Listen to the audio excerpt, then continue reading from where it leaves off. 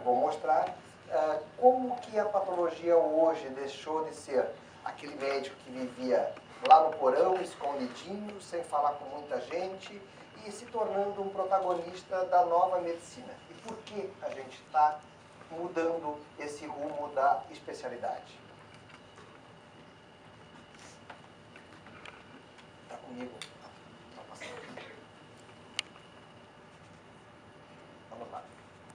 Então, o que é muito importante para a gente é a gente sempre ter a mente aberta. E na medicina, muitas vezes, nós temos aquela coisa que nós não gostamos de mudanças. Nós gostamos de ficar no nosso lugar, fazendo a mesma coisa, só que a medicina ela está evoluindo muito. Não só a medicina, tá? O mundo. Aqui quase boa parte do pessoal que tem já uma certa idade lembra que isso aqui era o computador. E isso aqui foi o computador praticamente durante 100 anos. E essa era a única maneira de nós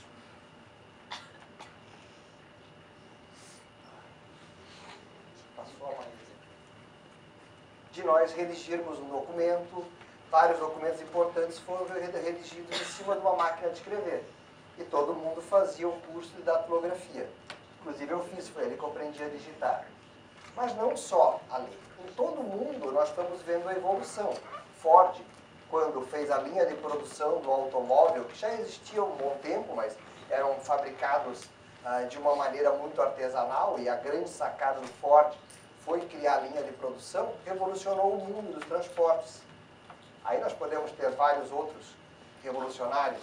Na abertura das Olimpíadas, nós tivemos a grande presença do Santos Dumont, que foi um dos inventores do avião, junto com os irmãos Wright.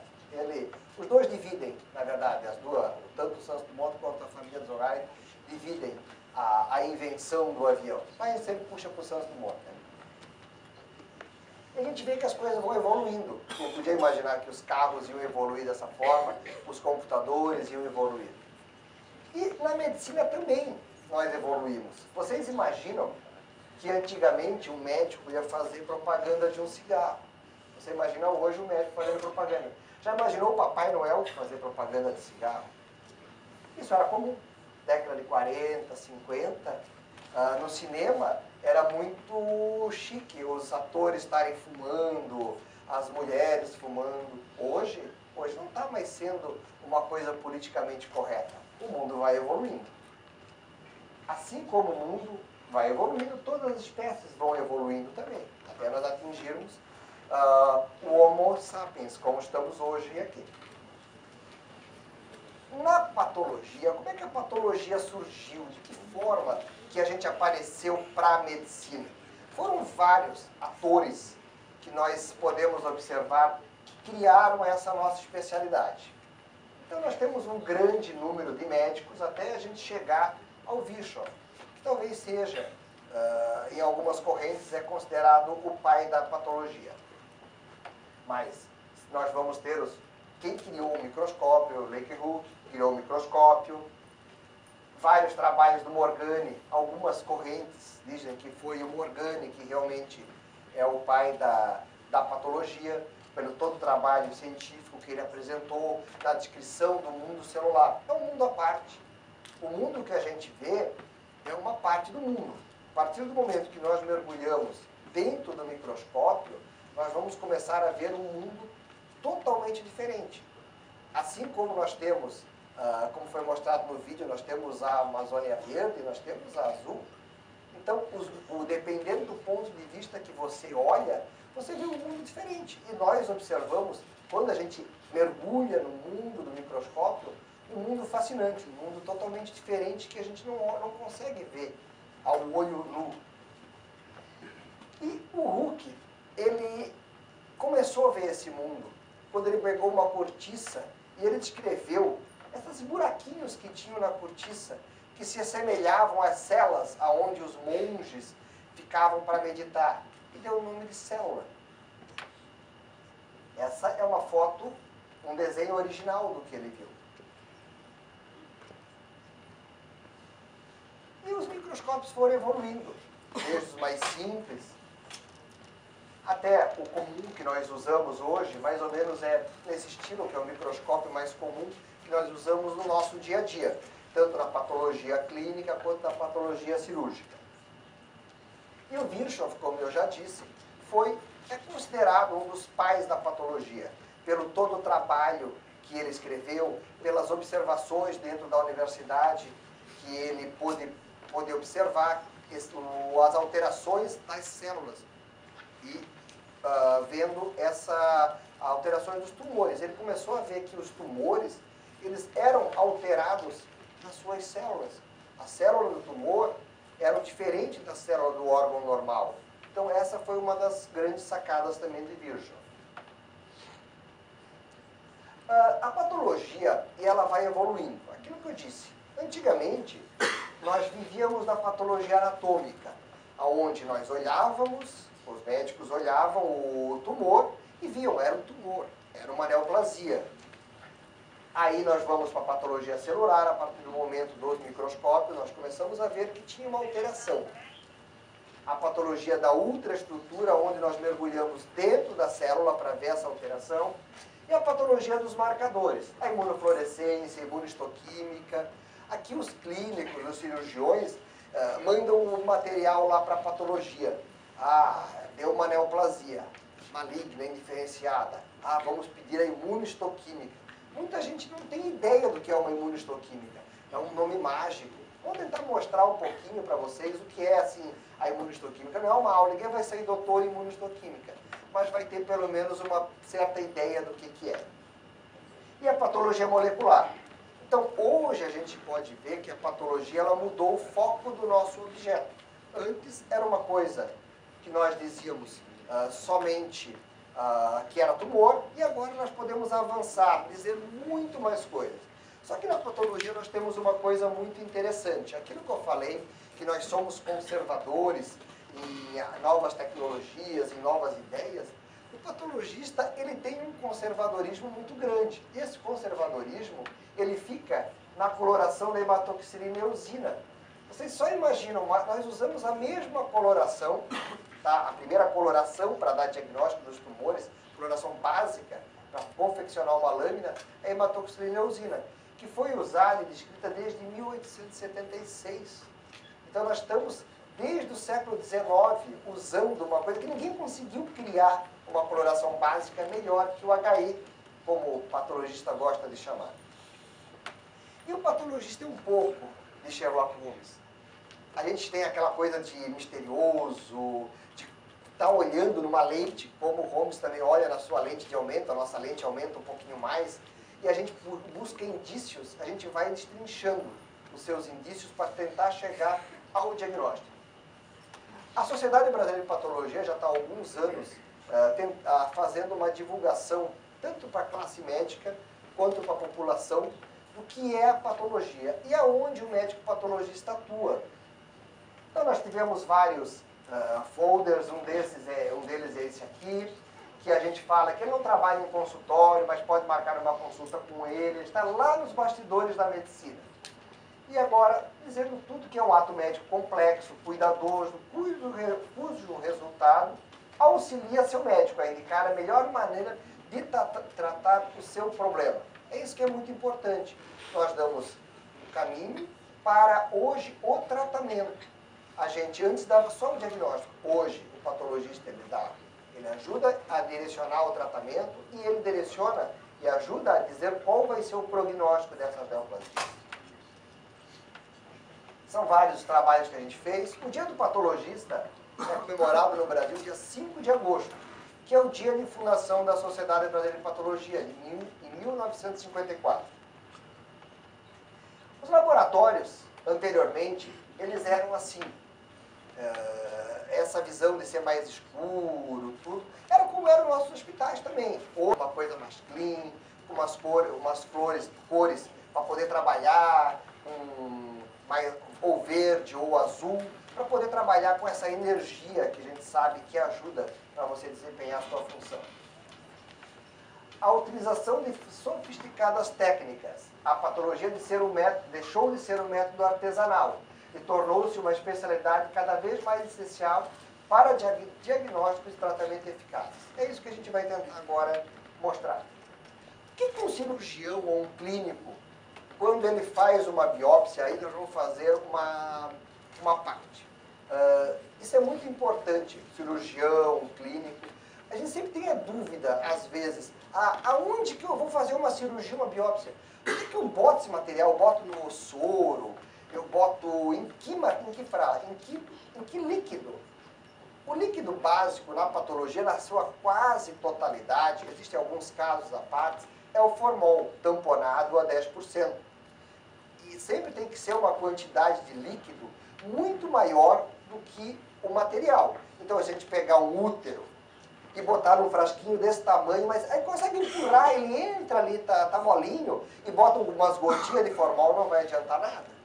Se é uma biópsia pequena, pode ser um frasquinho pequeno, uma quantidade. O ideal é sempre 10 vezes a quantidade de formol do volume do material.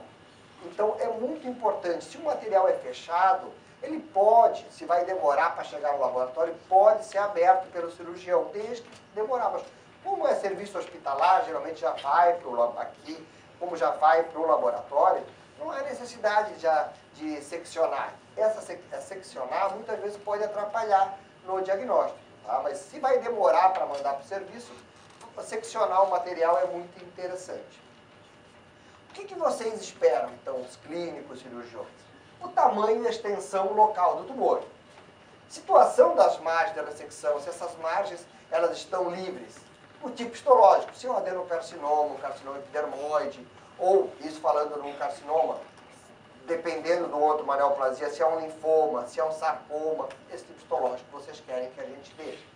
O grau de malignidade, se é bem diferenciado, pouco diferenciado, pobremente diferenciado, se há embolização vascular venosa e linfática, infiltração de filete nervoso. E aí depois agora vem toda uma gama nova de coisas que hoje nós fazemos. A expressão dos receptores hormonais em câncer de mama e de HER2 e também em câncer de estômago hoje, patologia molecular, GFR, HER2, e a pesquisa de alguns vírus, HPV, clamídia, e aí uma quantidade muito grande hoje, está aberto tecnologias.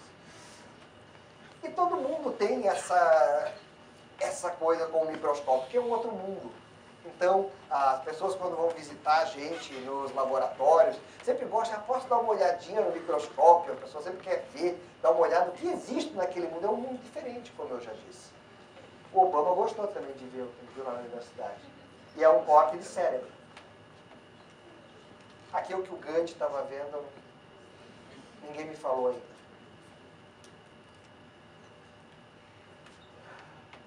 Como que a patologia, que áreas da patologia que a gente pode trabalhar? Uma das áreas é a necrópsia. Tá? Se vocês não sabem, quando Elvis morreu, foi um patologista mineiro que estava lá, que fez a necrópsia dele, que determinou a morte dele.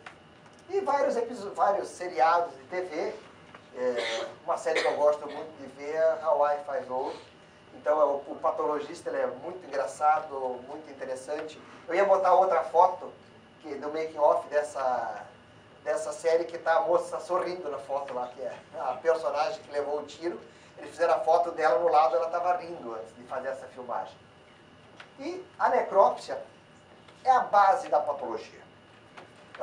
Na medicina legal é um campo muito interessante para o patologista também trabalhar. Hoje são poucos patologistas que estão. A patologia é a única especialidade que o médico tem vivência com necrópsia. Hoje há uma diminuição mundial do nível de necrópsia. Eu, na minha época de residente, eu fiz 70 necrópsias. Hoje, a maioria dos serviços não tem 70 necrópsias no ano. Eu sozinho fiz 70. Na necrópsia você consegue vivenciar, ver realmente a causa mortis, consegue ver o que o paciente tem. É a maior aula de anatomia e aula de medicina. É nesse momento que a gente vê o que ocorreu com o paciente, tudo o que ocorreu com o corpo dele. Então, uma necrópsia bem feita, bem estudada, é um compêndio de medicina. Além de toda a parte de medicina forense, aonde o médico, o patologista pode trabalhar também na identificação da causa mortis de um uma ossada realmente que foi encontrada para determinar de que maneira ele morreu, quanto tempo faz da morte dessa pessoa. Então, é outro campo interessante de atuação. Tá? E a necrópsia, bem conduzida, como eu disse, leva a gente a descobrir o que realmente causou a causa morte.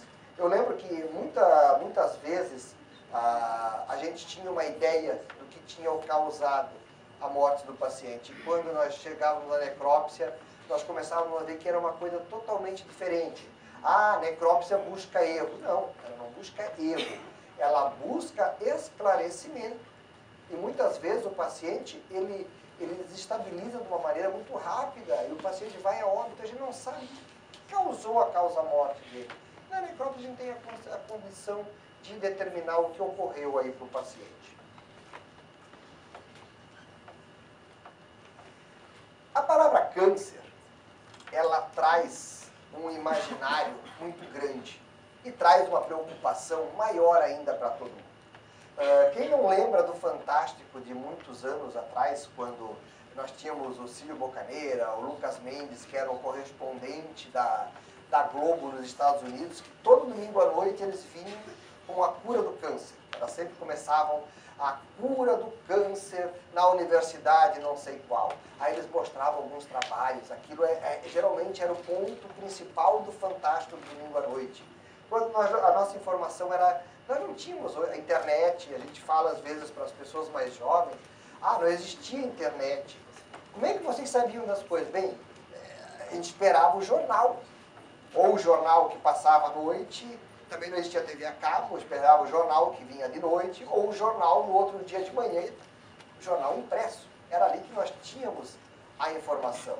E muitas revistas, muitas, quando aparecia a palavra câncer, ou falando da cura do câncer, eles vendiam mais do que pipoca na frente de circo e de cinema.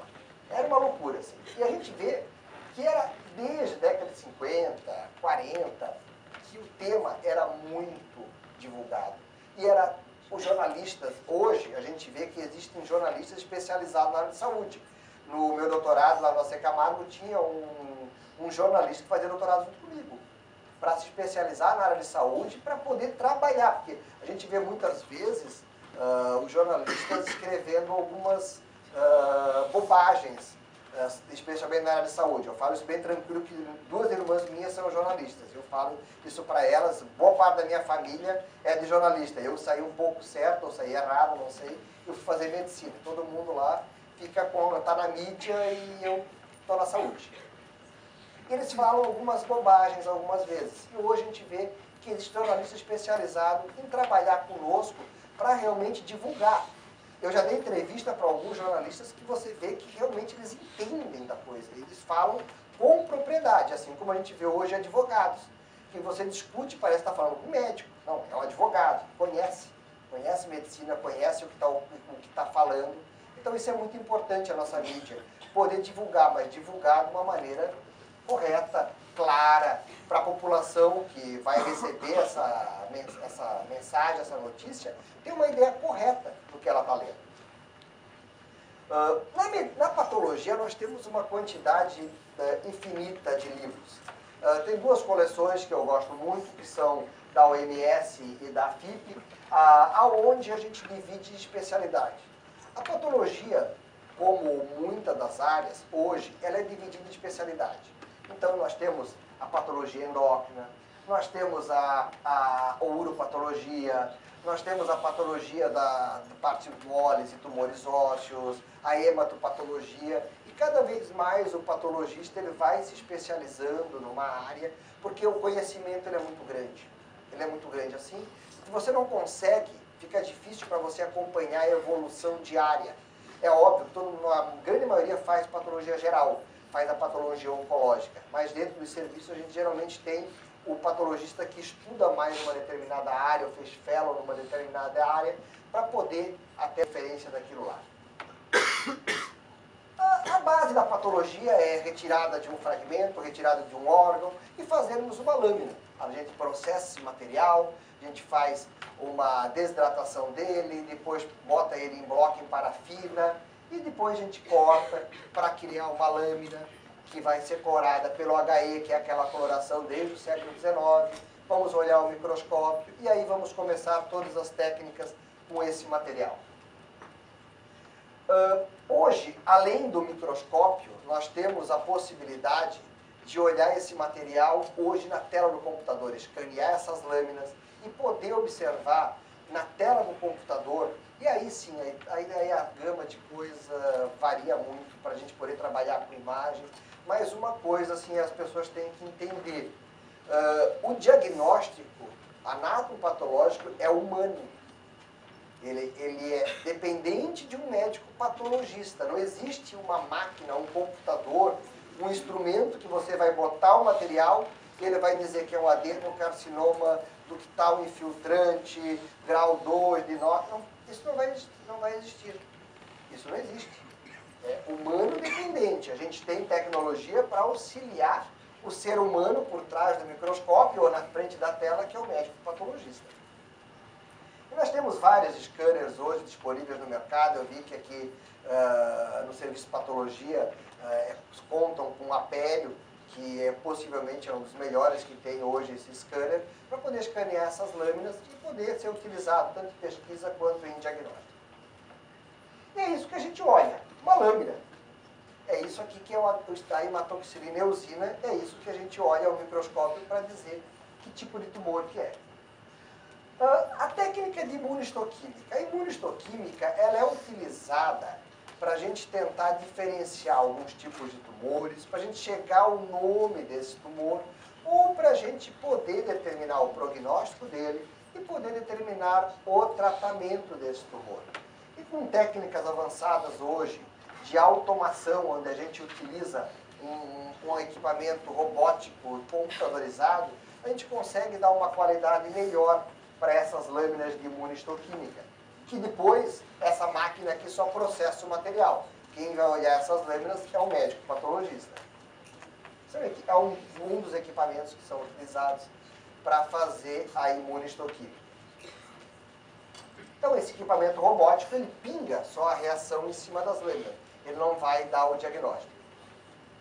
Esse diagnóstico, seja num tumor de estômago, um tumor neuroendócrino do estômago, quem vai olhar também no microscópio é o médico patologista. Ela só vai ajudar a confeccionar as lâminas para a reação.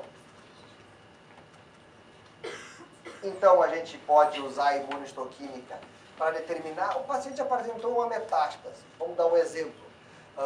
Uma senhora de 50 anos aparece com ascite e fazendo a ecografia, fazendo tomografia, várias metástases hepáticas em peritônio. Vai o cirurgião, faz uma biópsia e a gente vê que é um carcinoma. Nesse carcinoma a gente começa a destrinchar, a gente começa a fazer vários marcadores para determinar o mais provável sítio primário dessa neoplasia. A gente pode ver que ele, dependendo de onde é que ele é, tá? PDX1, CDX2, a gente vai descobrir que a provável sítio primário dele é de estômago. Fazem uma endoscopia e vão lá e determinam que é no estômago que está a neoplasia primária dessa paciente. Isso a gente vê muito no nosso dia a dia. Tá? A neoplasia do paciente ser descoberta com uma metástase à distância. E hoje, com modernas técnicas e com modernos medicamentos, nós temos N pacientes controlados hoje e fazendo tratamento e continuam controlados e com uma longevidade muito boa dependendo do tipo de tumor. É isso que a gente tem que entender. Câncer é uma doença que hoje a gente controla e sempre tem que estar cuidando dessa doença. O paciente ele não pode ser descuidado, ele tem que sempre estar fazendo os exames periódicos dele para determinado tipo da neoplasia. Cada neoplasia tem suas peculiaridades diferentes. Então, a gente pega um material. Vamos pegar um exemplo, um tumor de células redondas, pequenas. Às vezes o patologista dá aquele diagnóstico. É uma neoplasia de células redondas, pequenas e azuis. O pessoal olha, nossa, como é que é isso? É realmente assim, é pequena, redonda e azul, porque corou mais com a hematoxilina. E ele fica dessa forma, bem bonitinha, redondinha, azulzinha. É dessa forma que nós estamos vendo. Ah, mas que neoplasia é essa? Vai chegar o oncologista. Aí nós temos hoje uma gama muito grande para a gente descobrir. Mas a idade ajuda muito o patologista a direcionar esse diagnóstico. Pode ser um linfoma, pode ser um tumor de Ewing, pode ser um radiomiosarcoma, pode ser um tumor desmoide. Nós temos hoje uma variedade muito grande de técnicas diagnósticas para nós chegarmos a essa neoplasia. E outras técnicas diagnósticas para nós determinarmos qual o melhor tratamento para essa neoplasia. Então, desde a imunistoquímica, congelação, a extração de RNA, de DNA, a extração de proteínas, a gama hoje é muito grande do que a gente pode fazer.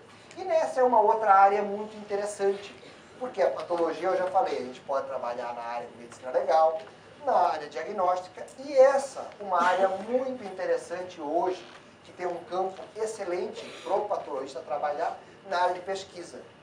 A área de pesquisa hoje, com o avanço da patologia, ela abre um leque enorme para o patologista para ele trabalhar, seja no Brasil, seja fora do Brasil. Boa parte das universidades internacionais, elas procuram médicos para trabalhar. Eu estive visitando aqui hoje o centro de pesquisa do hospital e eu fiquei impressionado com a vontade de se fazer pesquisa e com a falta de pessoas para trabalhar. Então, é uma área excelente para a gente botar patologistas em pesquisa ou pesquisadores para a gente poder desenvolver. Eles estão com uma estrutura excelente para desenvolver coisas muito boas e vamos botar gente para trabalhar ali dentro. Eu acho que isso aí vai ser muito bom a nível de Brasil. A gente está vendo que nós estamos crescendo a nível de pesquisa. O Brasil carece ainda de nós ganharmos um Nobel na medicina, já poderíamos ter ganho há muito tempo atrás. Fomos injustiçados em N coisas, mas a comunidade adora olhar só para os americanos e para os europeus. Mas eu acho que o Brasil tem um potencial muito grande em pesquisa. E aqui é um centro que pode virar um centro de excelência em pesquisa. Então, aconselho a quem, de repente, pensar em fazer patologia, trabalhar com pesquisa aqui no hospital. Então, as técnicas de patologia molecular, a imunistoquímica, hibridização, FISH, o macroarray, os blots, PCR, sequenciamento. Aqui eu vi que já tem vários equipamentos excelentes para poder desenvolver uma biologia molecular de ponta aqui no hospital. Está muito rápido. Então, é tudo que nós vamos falando. Então, todas as técnicas de biologia molecular. Isso aqui, ó, as pessoas às vezes olham, biologia molecular é um mundo totalmente difícil, eu nunca vou entender. É muito importante o clínico ter uma noção básica de biologia molecular. Então, porque vai ser o nosso dia a dia. O dia a dia hoje da medicina é a base de biologia molecular, é da imunoterapia. Então, há uma necessidade de todos ter um conhecimento, pelo menos básico, de biologia molecular. Essa necessidade existe hoje pela modernização das técnicas terapêuticas. A quantidade de medicamentos que a gente faz, os exames, sejam de biologia molecular, de imunistoquímica, que nós determinamos, o patologista que determina hoje vários tratamentos. Nós vamos pegar o tamoxifeno, é através do exame, um paciente com câncer de mama que faz os receptores, a partir do momento que eles dão um positivo, é indicado tamoxifeno, HER2 também, o Carras, Sequit, Alto. Então são vários exames que o patologista faz que vão determinar o tratamento para vários tipos de tumor, de mama, de colo, melanoma, pulmão. Pulmão, como vou mostrar no slide, é uma neoplasia que a gente está conseguindo hoje um tratamento muito bom. Tá? E essas são as técnicas. Uma das técnicas para fazer o FISH. Os equipamentos são pequenos. Hoje vocês podem ver, assim como os computadores eram enormes e hoje estão pequenininhos, os equipamentos da medicina também antes eram enormes, estão cada vez diminuindo. Esse equipamento, como eu vou dizer, ele também não dá diagnóstico, ele só faz a reação. Quem vai dar, novamente, eu insisto em dizer que é o médico patologista, porque isso era uma coisa que nós estávamos discutindo anteriormente. Há muitos anos, quando assim que eu montei o laboratório, me ligou, eu estou mandando um material ali, se tu pudesse dar uma olhada agora no material e me dizer se é tumor, como assim? Não, só olha o fragmento e me diz se é tumor. Aquele dia, infelizmente, a bola de cristal tinha caído no chão, quebrado, e eu não conseguia mais usar a bola de cristal. Então a única maneira que eu tinha era processar o material, fazer uma lâmina e seguir a técnica correta na anatomia patológica para dar o diagnóstico. Então as pessoas não sabem como é que funciona, aquilo que eu falei a vocês. O material chega, é feito uma macro, que é descrito, é processado o material, geralmente é overnight, dura a noite inteira esse processamento. É blocado em parafina, cortado, uma fatiazinha dele muito fininha, 3, 6 micras, isso é muito fino, colocado numa lâmina, feito coloração, fechado isso ali com uma lamina, e o patologista olha no microscópio. Então é um processo que demora, exige horas para se preparar isso aí. Às vezes 1 dia, 2 dias, dependendo do material. Então, essa técnica do HER2 para a gente determinar se a paciente com câncer de mama, se HER2 positivo, utiliza o medicamento. A gente faz também no EGFR para câncer de pulmão. No câncer de pulmão, a gente pode ver que ele está tendo avanço a cada tratamento novo que a gente vai aparecendo, a gente consegue, muitas vezes, dar 6 meses, 1 dia, 1 ano a mais de vida ao paciente. A gente tinha alguns tumores que o prognóstico era péssimo, geralmente abaixo de 12 meses, em torno de 4, 5, 6 meses. Hoje a gente consegue dar uma sobrevida média mais 2 anos. A pessoa pensa, 2 anos, o que altera? Altera muito na vida de uma pessoa. Tu pega uma pessoa com um câncer avançado e você consegue prolongar essa vida dele em 1 ano e meio, 2 anos, você dá a possibilidade dessa família se organizar, dessa pessoa se estruturar a família dela, poder ajeitar uma família, e isso traz um impacto econômico e social muito grande para a família desse paciente. Então isso que a gente está conseguindo melhorar, e além de tudo, o que a gente sempre procura hoje na medicina, é qualidade de vida. A gente tem que dar tratamento de qualidade de vida para o paciente. A gente observa que muitas das quimioterapias para câncer de pulmão hoje não é mais a quimioterapia endovenosa. São terapias onde você utiliza um quimioterápico via oral, que não tem tanto para efeito ao paciente. Isso também ajuda muito na qualidade de vida dele. E na qualidade de vida que a família vai ter que prestar a ele, ficar junto a ele ali naquele momento, que é um momento delicado para a família. Então isso ajuda muito ao paciente.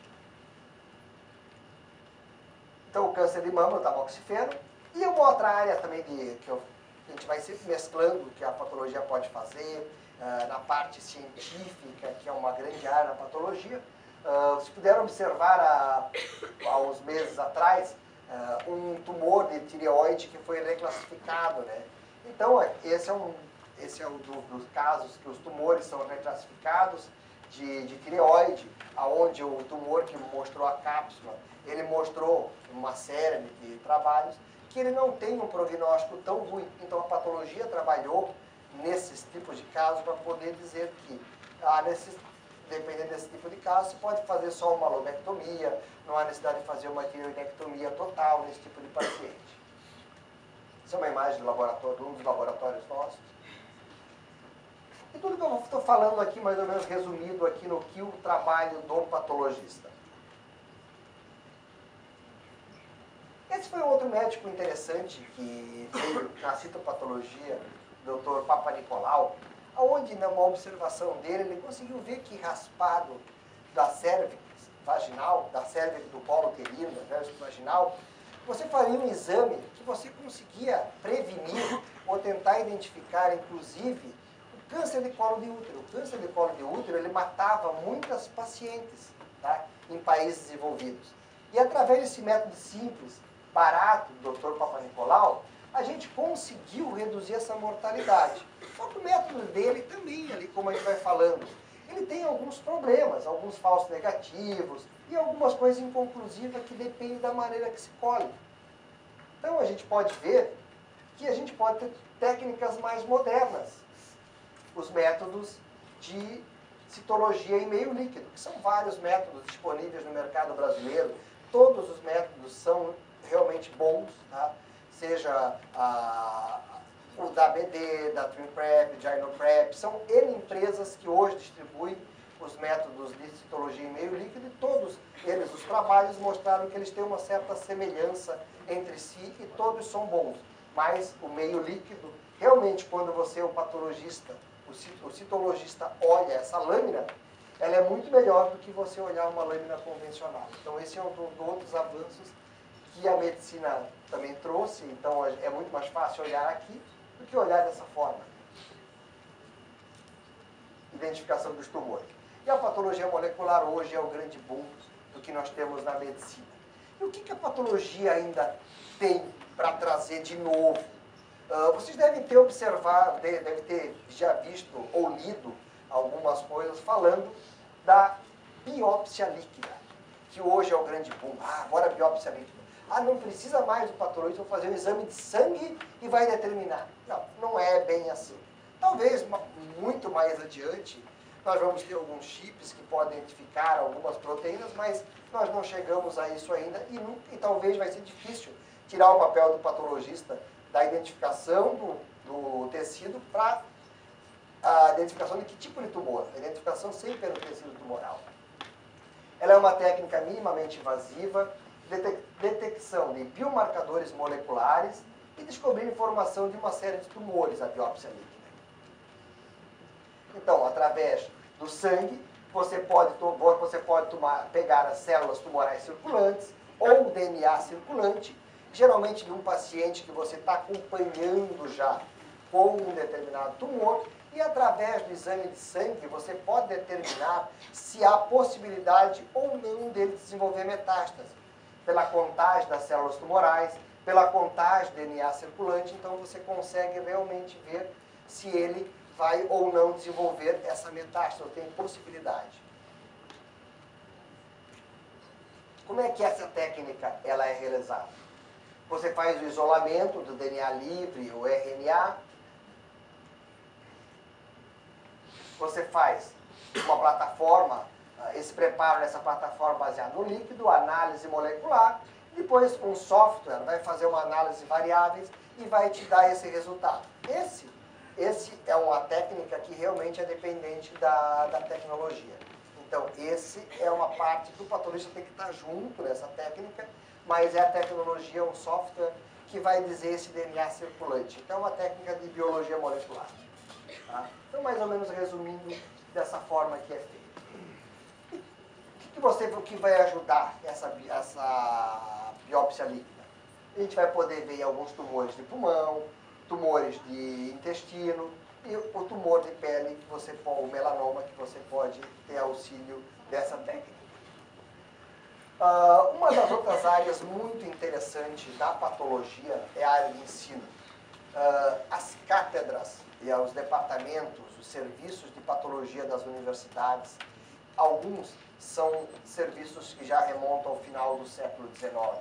Nós temos vários serviços muito interessantes, que tem uma quantidade de pessoas que passaram nas suas cátedras, vários vencedores de Nobel, pessoas realmente com um nível elevadíssimo.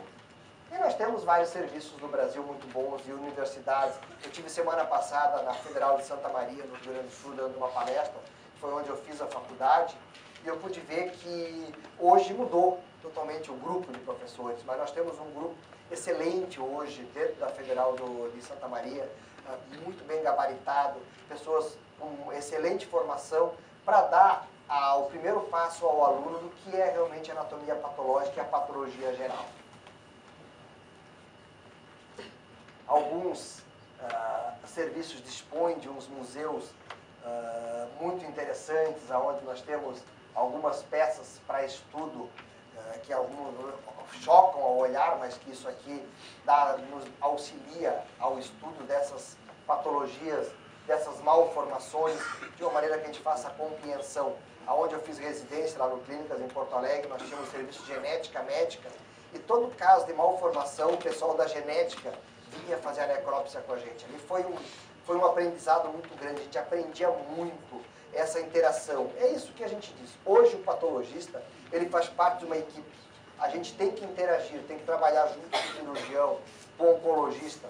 O cliente consegue realmente dar um diagnóstico preciso e um bom tratamento para o paciente. Tá? E eu sempre gosto de usar uma frase do Darwin. que é a seleção natural. Geralmente não é o mais forte que sobrevive, nem o mais inteligente. Geralmente quem sobrevive é o mais disposto à mudança. Aquela pessoa que está disposta a mudar. E o patologista que está disposto a mudar, que está disposto a avançar nas técnicas modernas, é esse o patologista que vai continuar fazendo uma patologia excelente e vai avançar, assim como todos os outros médicos.